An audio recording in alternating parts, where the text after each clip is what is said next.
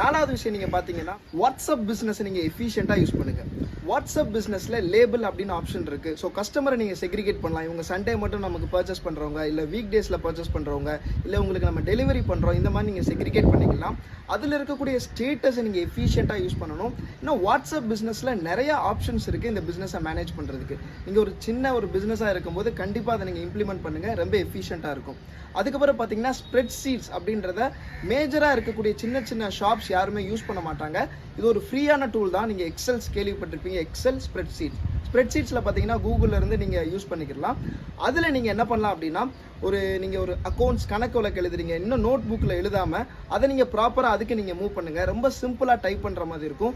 அதில் உங்களோட மொத்த கணக்கு வழக்கு, வெண்டார்ஸ்க்கு நீங்கள் எவ்வளோ பே பண்ணணும், எவ்வளோ சேல்ஸ் நடந்திருக்கு, எவ்வளோ ஸ்டாக்ஸ் இருக்குது, இது எல்லாத்தையுமே நீங்கள் அதில் மேனேஜ் பண்ணும்போது உங்களுக்கு எஃபிஷியண்ட்டாக இருக்கும். நான் சொன்னது எல்லாமே ஃப்ரீயான டூல்ஸ் தான். நீங்கள் எதுக்குமே பெரிய பே பண்ண அவசியம் இல்லை. ஆனால் உங்கள் பிஸ்னஸை ஒரு டிஜிட்டலாக மாற்றுறதுக்கு கண்டிப்பாக எஃபிஷியண்ட்டாக இருக்கும், ஹெல்ப்ஃபுல்லாக இருக்கும். இதுக்கப்புறம் பார்த்தீங்கன்னா உங்களோட ஒரு மீட் ஷாப்பில் பார்த்தீங்கன்னா ஒரு POS பாயிண்ட் ஆஃப் சேல்னு சொல்லுவாங்க, ஒரு பில்லிங் சிஸ்டத்தை நீங்கள் இம்ப்ளிமெண்ட் பண்ணுங்கள். வியாபாரம் பண்ணுறீங்க, எவ்வளோ சேல்ஸ் நடந்திருக்கு, என்னென்ன பொருட்கள் போயிருக்கு, 1/2 kg அதிகமாக போயிருக்கா, இல்லை 1 kg அதிகமாக போயிருக்கா, இல்லை சிக்கன் அதிகமாக போயிருக்கா, மட்டன் அதிகமாக போயிருக்கா, இந்த மாதிரி நீங்கள் எல்லாத்தையுமே செக்ரிகேட் பண்ணுறதுக்கு உங்களுக்கு ஒரு பில்லிங் சிஸ்டம் வந்து ஒரு சிம்பிளாக ஒரு காஸ்ட் எஃபிஷியண்டாக நீங்கள் அதை இம்ப்ளிமெண்ட் பண்ணிக்கோங்க.